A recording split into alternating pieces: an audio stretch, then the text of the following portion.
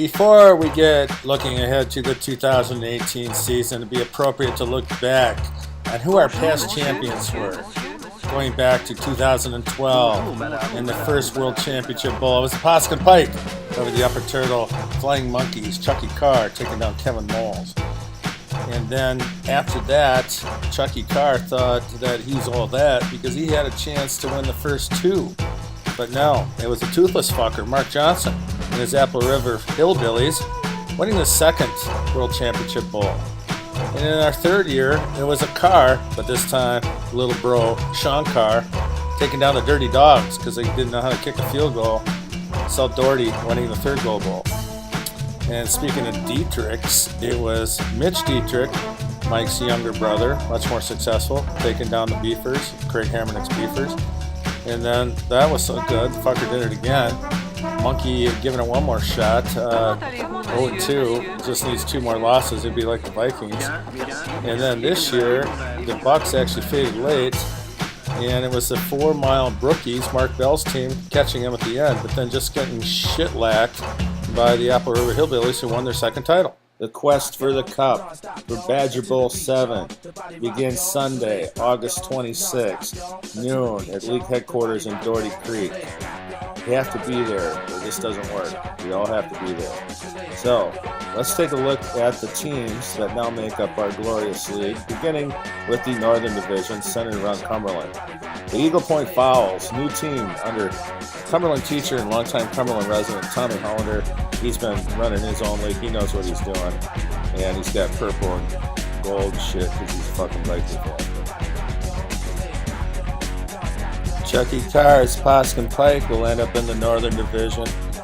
Charter member, our first world champion, actually got a runner-up in the second Gold Bowl. Chucky's Poskin Pike wearing those resplendent green and red uniforms.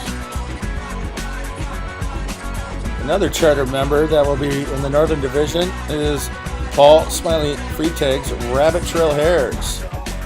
Finds his league history 8 games below 500. There are worse, believe me, it's coming up. Still searching for his first championship. Our fourth and final team in the Northern Division is another expansion team, the Sand Lake Sharks, led by legendary Mark Fuller, who is by no means a fantasy football amateur. So that rounds out our North Division with the Sand Lake Sharks. We now move to the Eastern Division, which is centered around the turkey capital of the world, Barron, Wisconsin.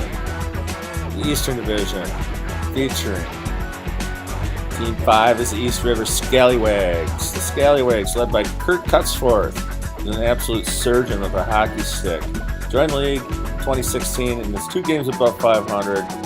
Made a run this year, but then kind of faded late. Scallywags looking for their first title. Our second team in the Eastern Division is those 4 Mile Brookies, led by the aficionado of Barron County journalism, Mark Bell, who also can do a little damage with a hockey stick, more like on people's heads. But anyway, the Brookies got a runner-up this past season. The league welcomes back Tommy Warnberg's Raining Tree Bullfrogs. They used to be called the Raining Tree Frogs, but that's too confusing because it was like Raining Tree Frogs or Raining Tree Frogs. Anyway, the Bullfrogs are back after going 10-6 in 2015. Great environmental work. And the final team in the Eastern Division is the Wickware Warriors, led by one of the league's most successful players, Dan Radley, who is 15 games above 500. However, when he shows up for the big dance, he falls on his face. Has never played in a World Championship Bowl, although has had several second-place bowls. Now it's time to head down to the Southern Division, deep south, kind of embedded around those rolling hills of Prairie Farm, Wisconsin, where we have 3 charter members and 1 expansion team.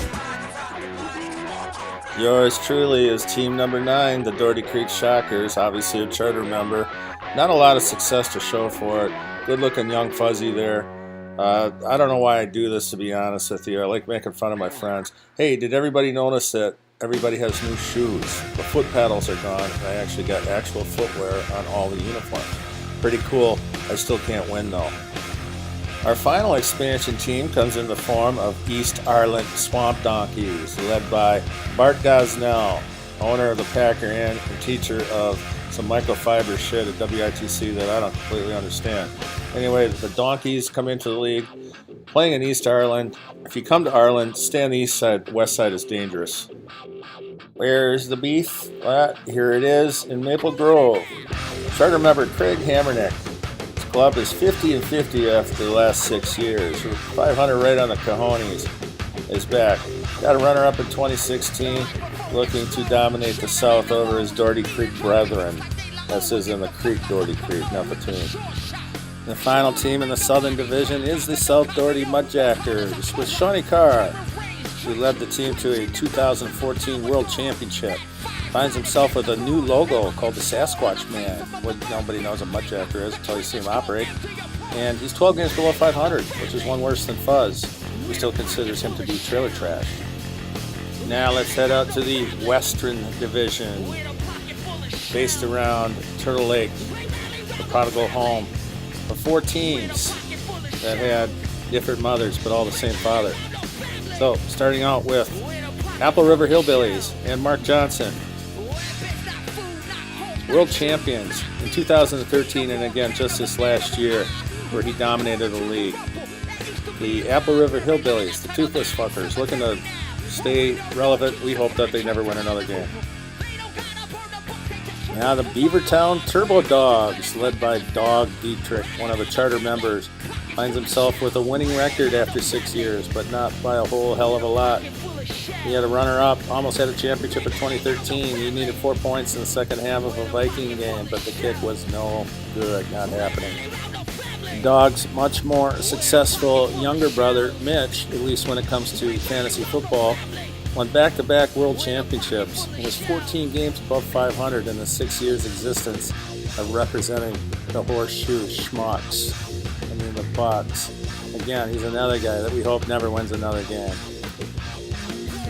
And finally, our 16th team and the final team in the West is the Upper Turtle Flying Monkeys, coached by Sprout Moles, who 11 games above 500 and has 2 runner-up trophies to show for it, falling second place in the inaugural bowl and then just 2 years ago.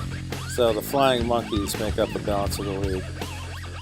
So here is what our playoffs are going to look like. We'll take the 4 first-place finishers, and they will face each other in the tournament in Week 16, with the winners then advancing to the World Championship Bowl presented by Crown Royal, and the consolation game will be the Ducati Silver Bowl. So it doesn't matter how bad you are, how good you are, as long as you win your division, you get in the tournament, then anything can happen. So there's the Crown Royal Bowl, which will be our 7th World Championship. Proud to have Bacardi sponsor us again. I give them a lot of money, and they give me Bacardi, and it's been working out good. The second place games, for the second place teams, we'll have the winner in the Captain Morgan Bowl.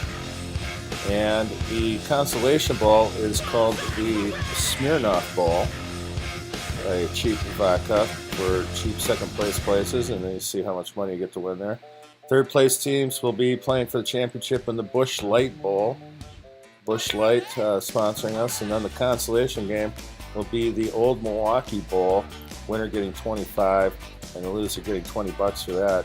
And then to our fourth place games, we have the Walters Beer Steve Bannon Herpes Wards Last Place Championship Bowl, and then our Sackle Bowl for the loser is the Gay Pride Bowl presented by Jenny-O Turkey Stores, and with a turkey coming out of Steve Bannon's head. And we'll still have $10 on 15-week payouts, so you can still win money that way. And then instead of having the Super Bowl tournament, what we're going to do is that the division with the best combined winning record will each get $25. So we take the winning percentage of the 4 teams. That way, if you finish like 8 and 7 and in 4th place, you still get some money. The schedule is pretty simple. We play every team. So we play every team one time through weeks 1 through 15. And then the first round of the playoffs is week 17. The championship is week 17.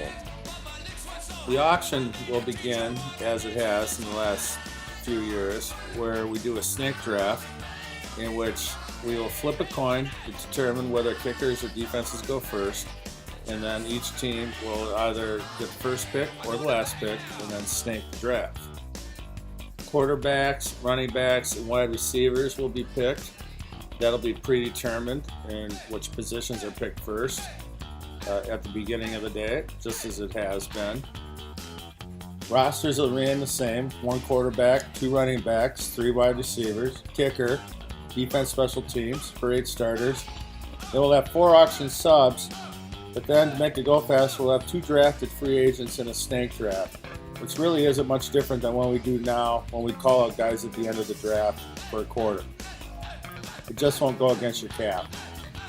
You will have 30 seconds to make your pick, otherwise you'll pass and you'll have to come back to it in a little bit when everybody else is picked.